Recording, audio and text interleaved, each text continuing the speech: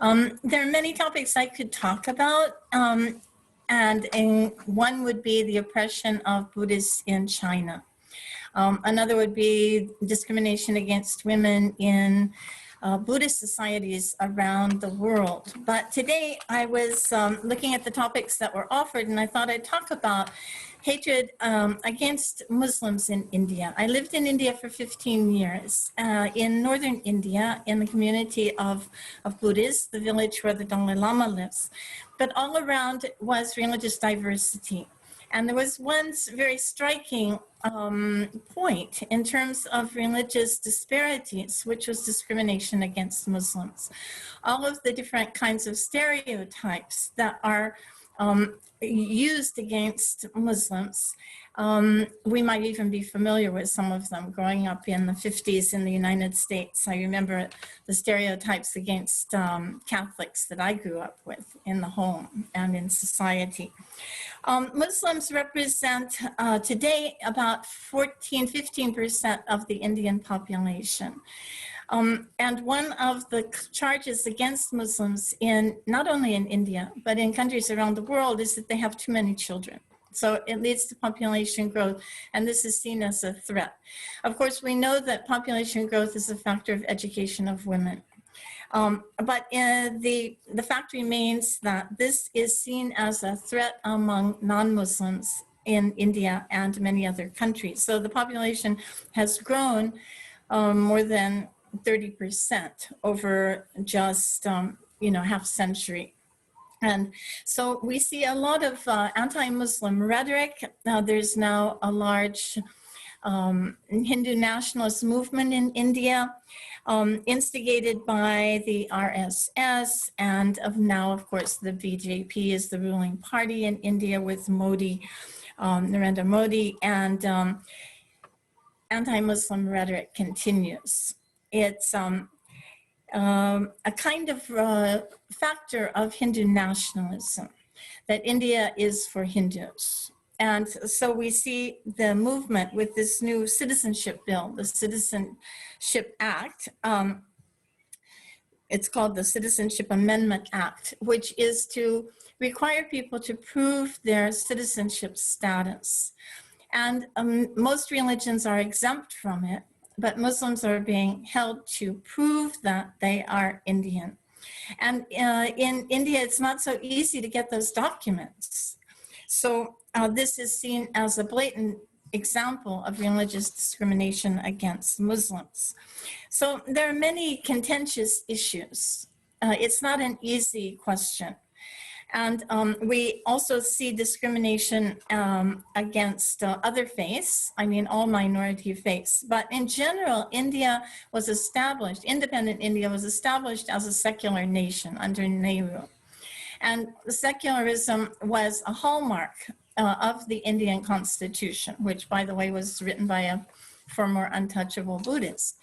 And so it was meant to provide equal rights to all followers of all religious traditions, and to separate religion from the political sphere, that everyone could operate without regard to their religious faith. That's a personal matter. Unfortunately, this principle is being challenged in contemporary society with the rise of the BJP since 2010. Actually, it's been going on for some time, maybe since 1980 and onward, but especially since Modi took power. There's a lot of anti-Muslim rhetoric. A lot of it does have to do with color, and there are historical precedents for all of this, which of course we don't have time to go into. The conversion of Indians to Islam, many of them were originally low caste from the lower castes. So this factors into the Indian consciousness. Even when they establish a Muslim identity, there are lingering presuppositions of class and social status. There's a lot of hate speech being propagated through the media, especially through social media. And this is really spinning out of control. A lot of videos are appearing that are propagating very questionable narratives. And this is exacerbating the problem, especially with the coronavirus hitting India really hard. And one particular madrasa where there were a number of cases, 8,000 cases, and this was used as a talking point to try to smear all Muslims as being walking, you know, coronavirus bombs and so forth. They even call it Corona Jihad. Now, other problems too have to do with intermarriage. Intermarriage should be regarded as a human right, but many Hindus feel threatened by any woman who marries outside their own faith. And there are accusations that Hindu women are being targeted, girls and women are being targeted for conversion.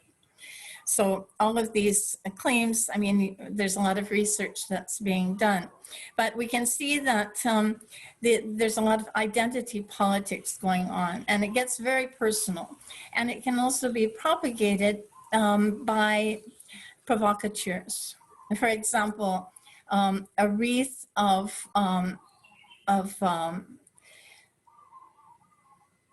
cow hoofs can be placed around the neck of a Hindu deity, or pig's feet can be placed in a mosque. No one knows how they got there, but this can be enough to incite a violent incident, or an incident that can become violent very easily.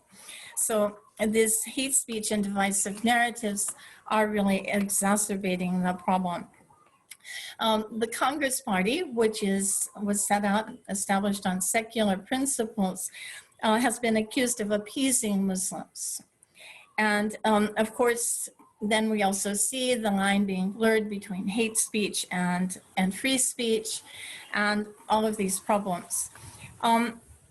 The fault lines also have roots in the Mughal Empire dating way back, most of which were proponents of religious freedom and opportunity, but there were some problems with that too. Today, I think that the biggest problems are the Citizenship Act, which is targeting Muslims for expulsion from India. Now, where do they go? And the rhetoric that is propagated is that Hindus have only one country to go, whereas Muslims have 150 different countries where they can go, so they don't need to stay in India. I mean, really ridiculous narratives that are propagated. And of course, all of these incidents invite retaliation. So we could go back to the destruction of the Babri Mosque in Ayodhya, where it was claimed that an ancient mosque, a centuries-old mosque, was in fact the birthplace of the Hindu god Ram.